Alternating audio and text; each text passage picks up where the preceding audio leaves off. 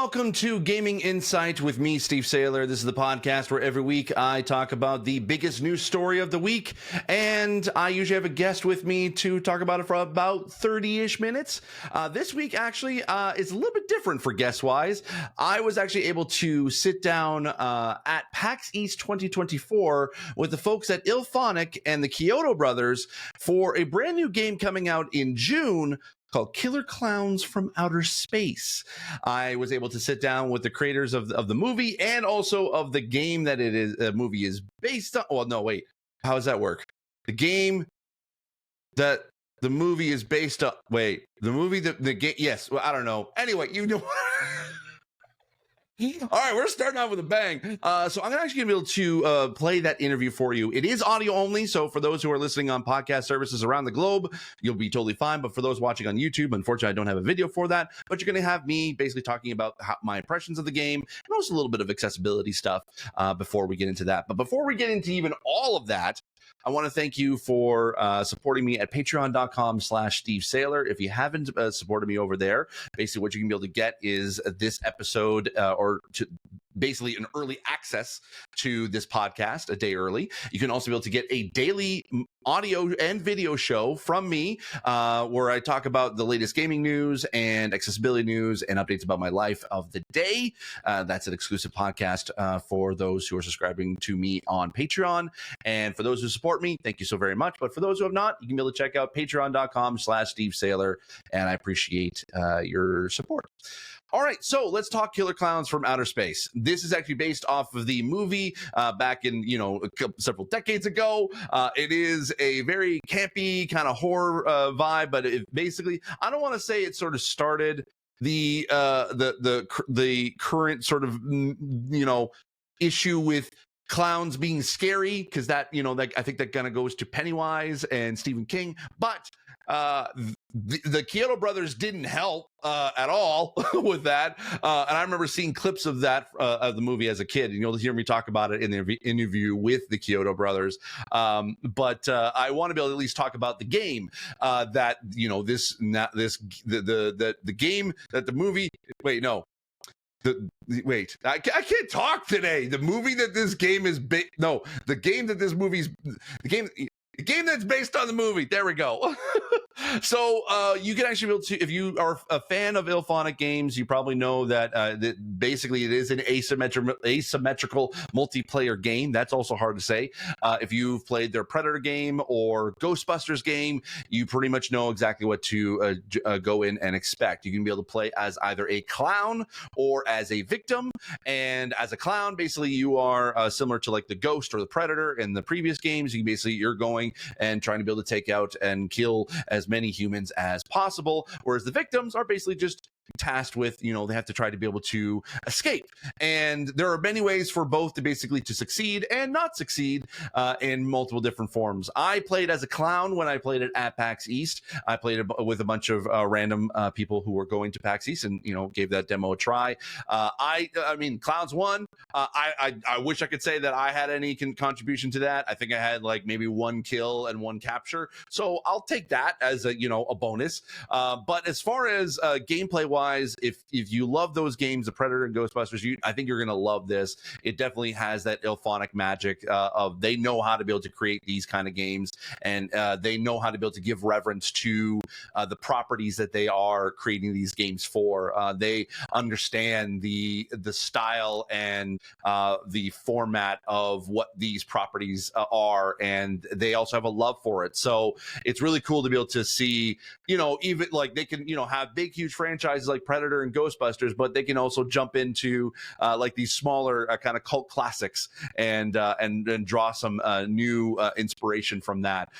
As a gameplay goes, it pretty much you're playing it like if you're playing as a clown, you're tasked to be able to try to take out the humans, and you have multiple different weapons and devices to be able to help you with that. I remember actually majority of my time was blocking people's escape routes by shooting a gun that basically turns like a blockade into like cotton candy, and so that humans have to try to be able to, victims have to try to be able to try to break that down and get past that. But also what's cool about the Killer Clowns is that actually you can be able to see the humans whenever they are trying to be able to escape or trying to be able to do things, and or going after other clowns, because they can also try to attack clowns too. They have that capability, but it actually kind of adds a little bit of like a cool accessibility thing, because when you're playing as a clown and you see like a little bit of like a homing beacon as to where the humans are whenever they're attacking, it's kind of a neat thing to be able to show you, okay, you need to go over there in order to be able to either help out your fellow clowns or,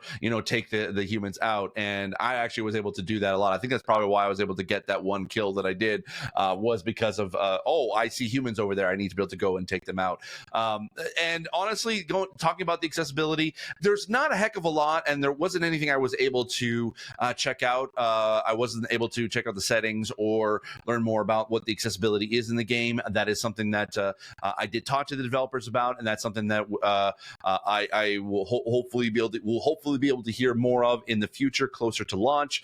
But for right now, what I was able to kind of glean based off of the gameplay is that if you had trouble trying to be able to play Illfonic games in the past, you probably might have still the same trouble with this. It doesn't seem that there's a lot of like default accessibility that's there that will make this fully accessible for most disabled players. But if you are able to play Illfonic games from an accessibility standpoint, then a lot of that actually is built in.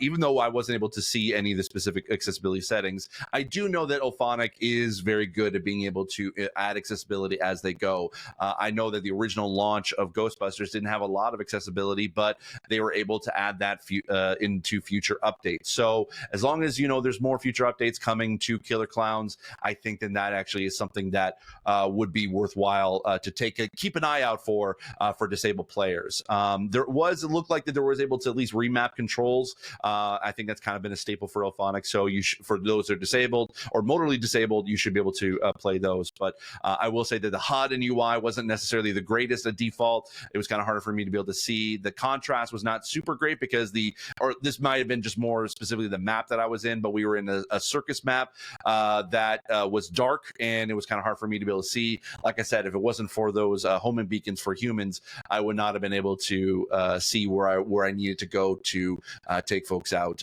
So I would love to be able to see like maybe like a high contrast mode or something like that in the future. I didn't really get this chances to check out the captions or subtitles if that's available, but they have done that for Illfonic games in the past, so I can definitely see that suite of options that they have there will be available in this as well.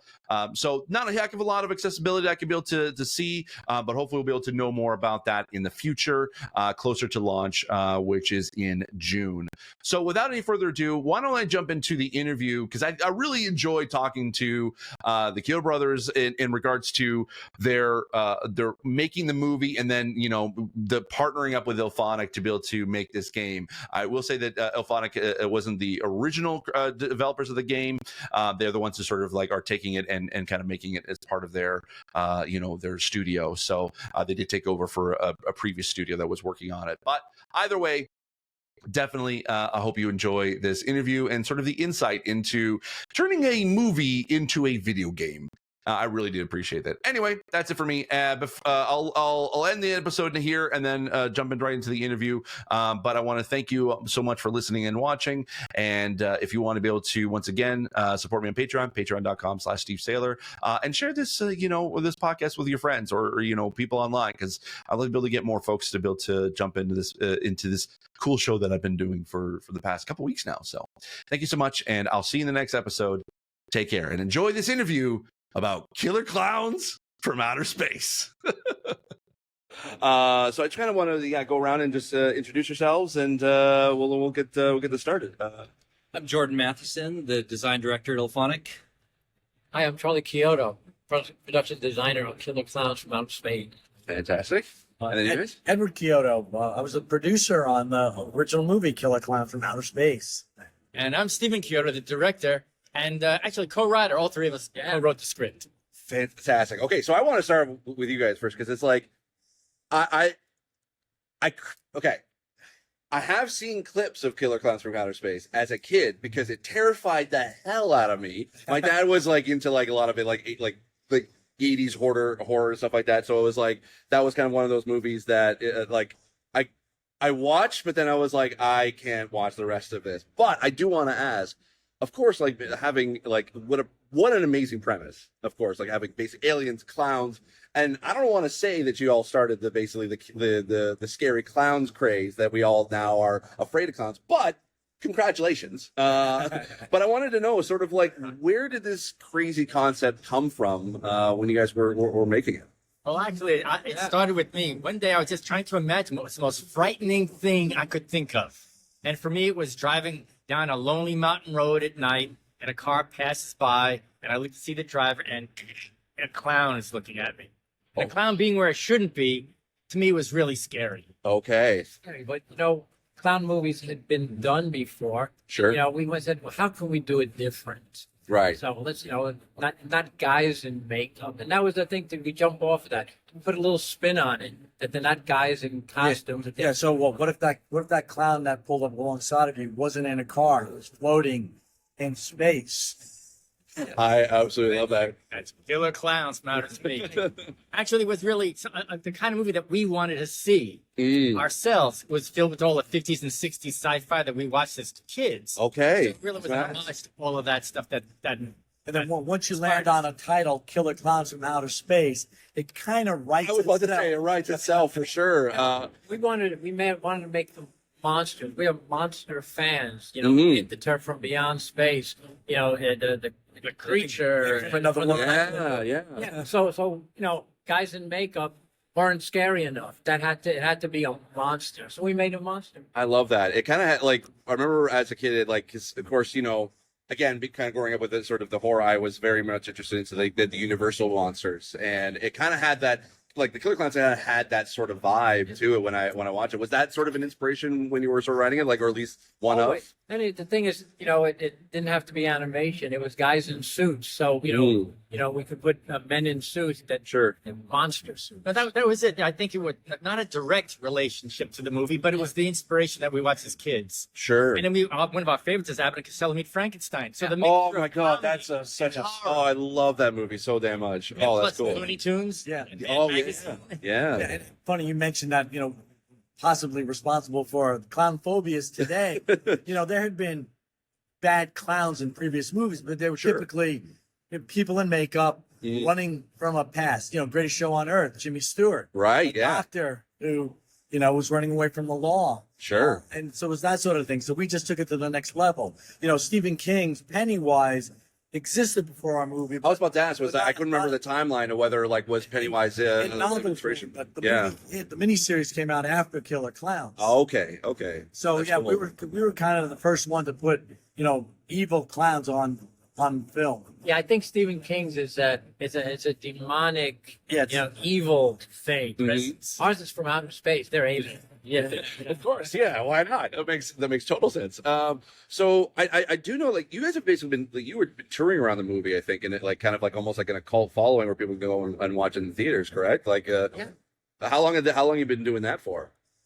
30 years. 30 years, yeah. Oh yeah, ever since the movie came out, there's been I think it was USA Cable really was the one that launched us into the community. It had a very limited theatrical release, but Cable really launched it. So there have been screenings, the Magic Box in Chicago, all these different places that we shot. Yeah, it did kind of disappear for a while. Right. But then again, screen. Then as soon as it came out on VHS, and then later on DVD, there's just been this huge resurgence and interest in it. I love it. And we do anywhere 6, 8, 10 appearances a year at screenings and special events. Yeah, and it's really multi-generational now. Yeah. Like, people saw it when they were young in the 80s. They got married. They had kids. They shared with their kids. Their kids shared with their friends. So now it's like 3 generations. Sure. Was that sort of like potentially why all of a sudden now we have a video game? Was that or how did that come about for you guys? I don't know. It's the right guy sitting at the other end of the table. The guy who get it, the guy who saw it as a kid and said,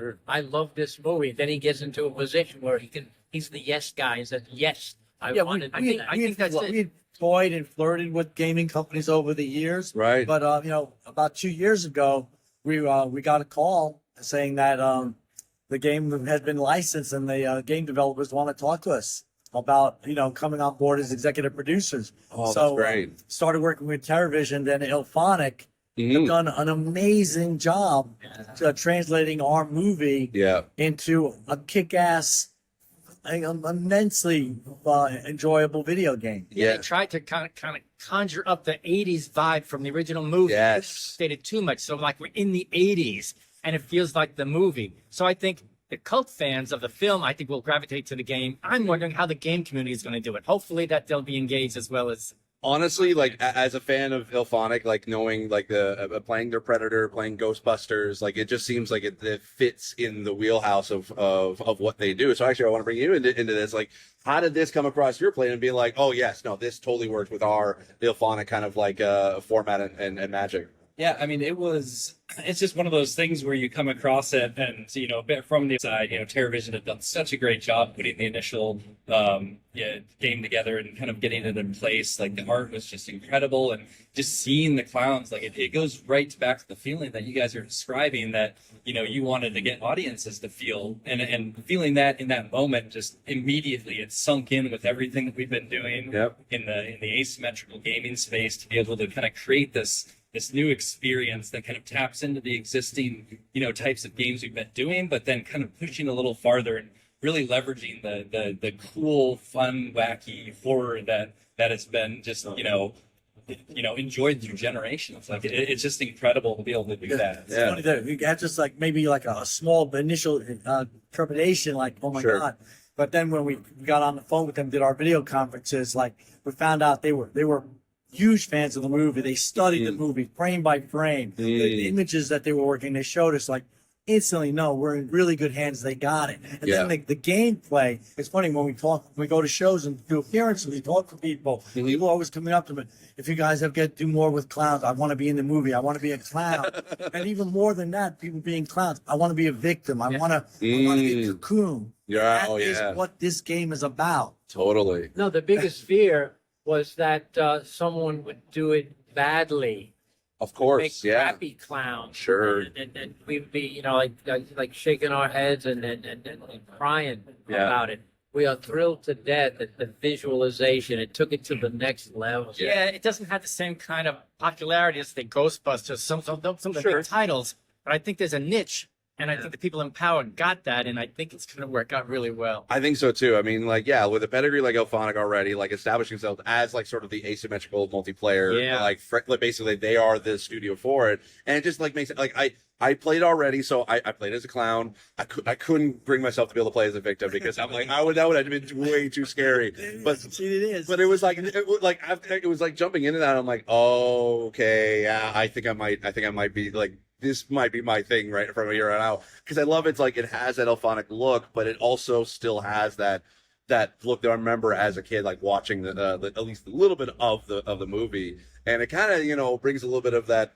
Oh, now I get to be the clown. Now I get to sort of I get to sort of enact that, like in a way, be a part of that fear that I had and sort of kind of help me get through it, and then also have fun with it too, which was amazing. So I want to ask you, is there any kind of like fun little things that you added in for that, or like that that fans of the movie are gonna really like dig into once they play the game? We really particular about what we call candy coated kills. That just not your visceral kills. That we wanted to see some kind of circus motif effect. Yeah, and I think they took that note to the limit. I mean, you see confetti popping, and it's a lot of fun. So you might be frightened by being killed, but you're killed in kind of a funny way by being hit with a giant mallet or shot with a popcorn gun or being chased down by a balloon dog. The basic note is that when someone gets killed, your first instinct based on the visual is to laugh or chuckle. Exactly. And then, like a split second later, there's that realization that that's a death. It's the absurdity of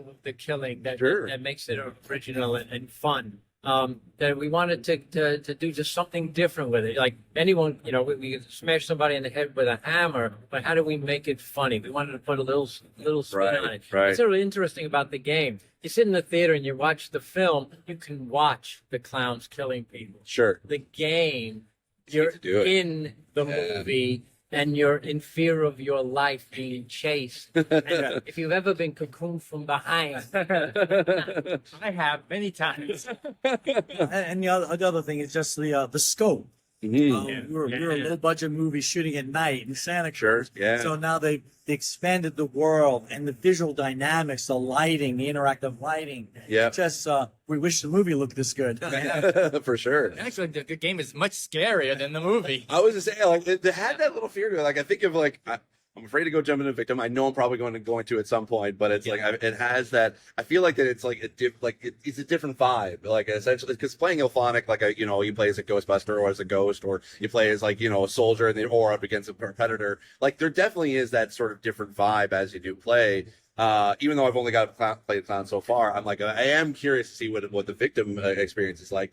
So maybe I actually ask you, like, so what can people expect, like, when they jump in, either as a clown or as a victim? Yeah, that's always the most challenging part about the asymmetrical genre is you're building two games and then bringing them together and making sure that they play nicely. So it's not only kind of taking reference from the original source material to make sure that we're getting the feel, but then also making sure that we're, making the experiences enjoyable for what they are. Sure. Because you're doing something completely different as a clown. You're hunting down, you're chasing, you're cotton candying, you're using all these cool tricks and weapons. And as a human, you're fighting for your life. And like as you're watching the movie and the clowns are kind of becoming more evident as what's going on, you're there learning the people that are part of the invasion. So that's kind of how we want to hear is like you're scared, you're without anything. So you gotta do what you would do in a clown invasion. You gotta start finding stuff. You gotta find stuff you can throw at them.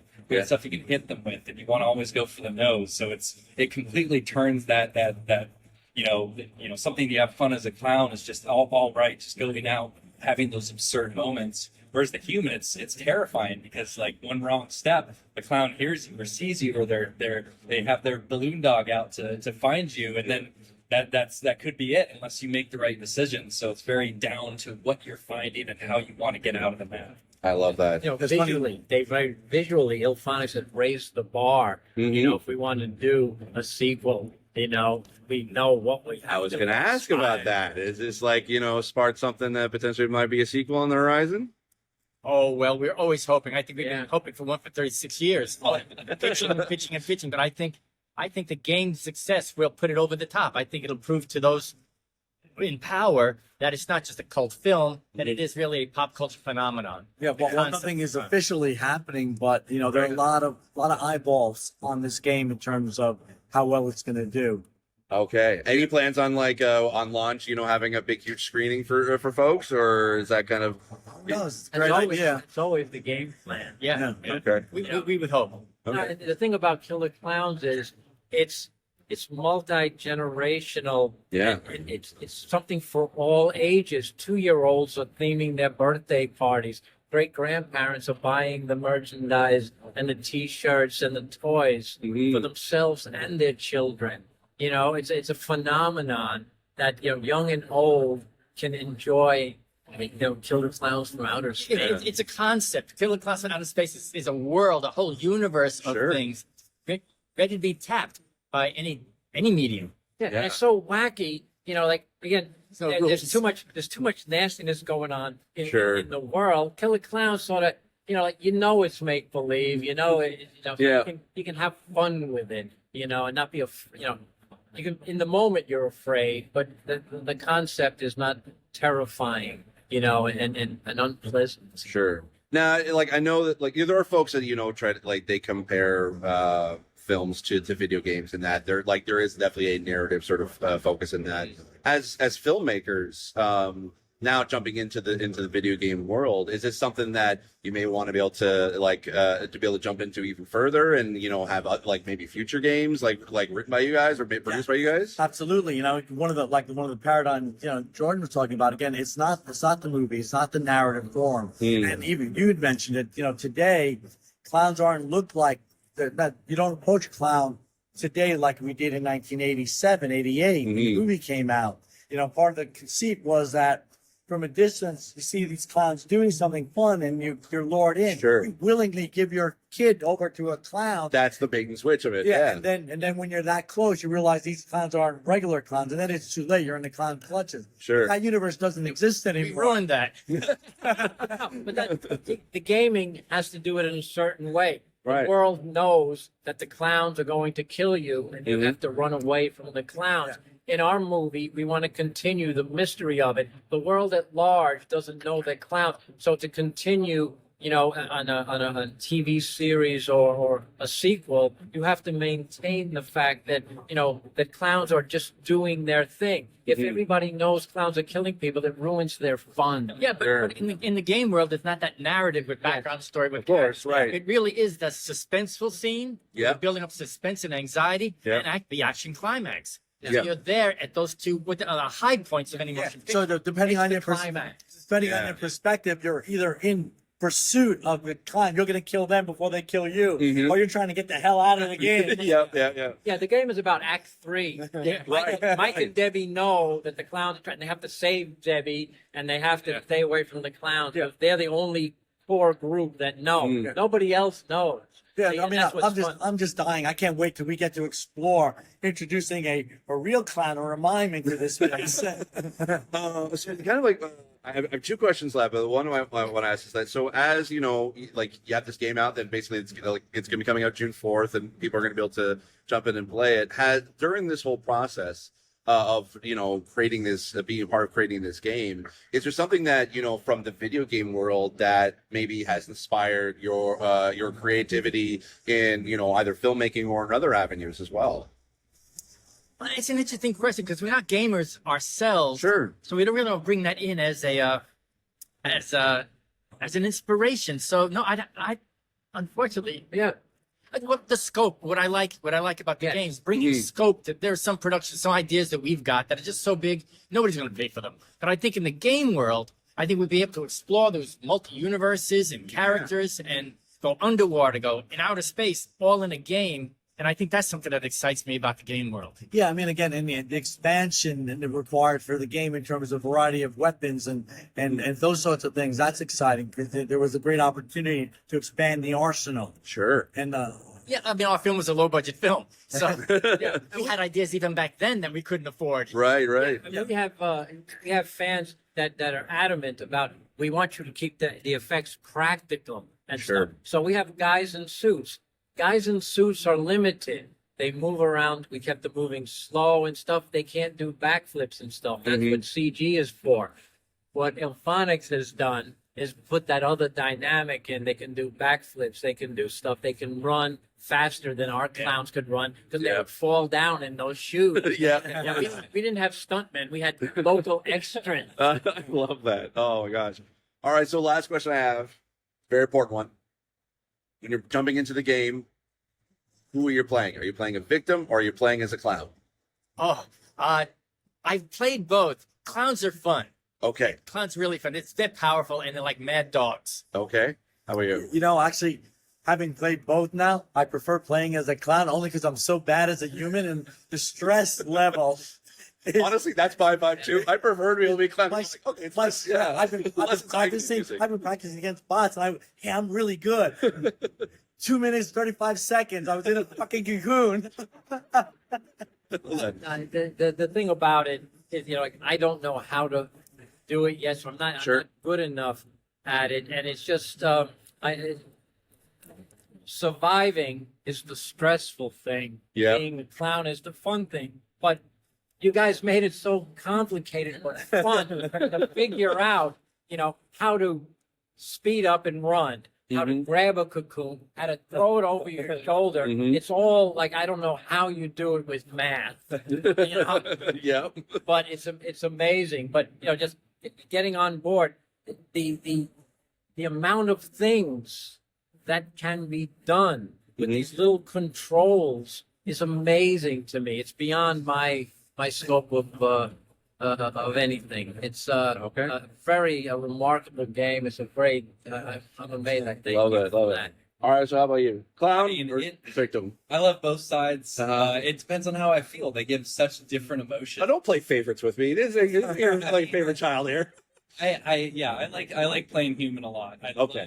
There's nothing better in this game than being hidden and seeing a clown walk by. Like, there are so many instances where you can be in a bush, you can be in a dumpster, And they can be hot on your heels. You hear those squeaky feet hide, Yeah. and then seeing it just have that amazing, just like that floatiness that you guys. That's the challenge. That's the Yeah, challenge. Challenge surviving. The clown, being a clown is fun. Yeah, Surviving is a challenge, and it's stressful. it is. It is. But it's teamwork, right? Yeah. And Yeah. if humans get together, I think you can kick the ass of the clowns. Definitely. You can Fuck that. Next time I play you, I'm gonna find a dumpster. And I'm gonna hide. Yeah, that's my strategy too. To go find a I'm gonna wait 30 seconds left and find out what the train is. Exactly. Yeah, but didn't put something in the dumpster waiting for me with them hiding in the dumpster, did you? You know those like clacking teeth. That's what they did have in the Popcorn dumpster. clappers. Remember in the movie when he went into the thing, the Yes. Jack in the Box clown. Oh, The popcorn clowns. okay, that's freaking me out. So when is this game coming out, and where can people play it? June 4th, it's launching on PC, Yep. on PS5, Xbox Series S and X, and if you pre-order, you get early access in a week. Perfect, awesome. Well, thanks so much, guys. I really appreciate it. It was Thank you. That's great. That was